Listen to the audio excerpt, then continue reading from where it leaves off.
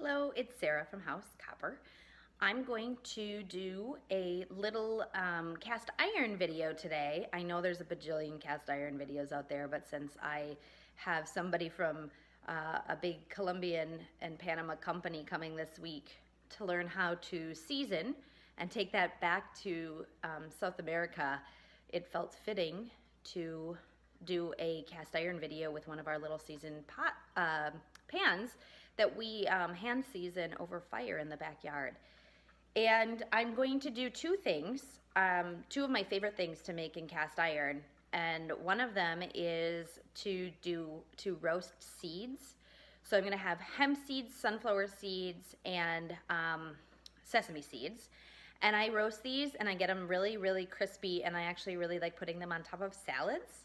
And then what I like to do after I do seeds in the pan is I leave that crispiness, whatever's left in the pan, and the oil and butter, and then I either add like a real like firm but squeaky cheese, like a halloumi cheese, and I fry up some cheese, or in this case today, potatoes. So we're gonna do that really quick, and just to do a quick little how-to and visual, and that'll be it. So here we go. Right, here's my little pan. We usually do 6 coats of organic flaxseed oil that I get in from North Dakota, in this case. All right, here is the pan. I'm gonna, I usually will do this on medium heat, and of course, the trick is you start the heat before you add all of the ingredients. They've done experiments with flour in the bottom of the pan to show how cast iron does have hot spots at times during the heating up process. But of course, that does not mean that the whole thing is uneven once the whole thing's heated.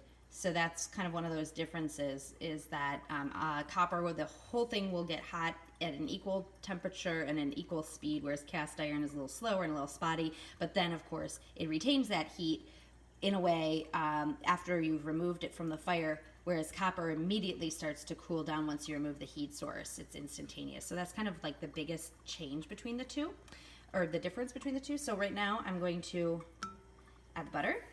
Now that it's getting warm enough. And then I'll just use one of my little spoons here. It's another House Copper spoon we have made by so if you wanted to, so these pans are hand poured about an hour and a half up the road in Kaukauna, Wisconsin, and then I go and take the pickup truck and I drive up, and I get the box, put on the back of the truck, and I drive them home, and they're bright silver, like as silver as like the stove here. And then we sand them down by hand, and then put them over the fire in the backyard. Okay, so now, like I said, sesame seeds, sunflower seeds, and hemp seeds. And I just am going to spread these around. And this actually takes a little while, so I'm not going to make you watch it. It's not like instantaneous to roast seeds. So I'm going to pop it off, and I'll show you when they're done. Okay, we are almost done. As you can see, they have toasted. But right now, I actually start to watch because you don't have the same control over your heat the way you do in copper. And if you don't watch this and you don't kind of keep them moving, because the heat doesn't like stop once you shut off the heat, you really got to watch it, or all of a sudden, like in a matter of like 2 seconds, they're burned. Like they're just burning. And so I really start to move them around at this stage. When I get starting to look, most of them are pretty crispy. You can hear some of them popping. And actually, they're done.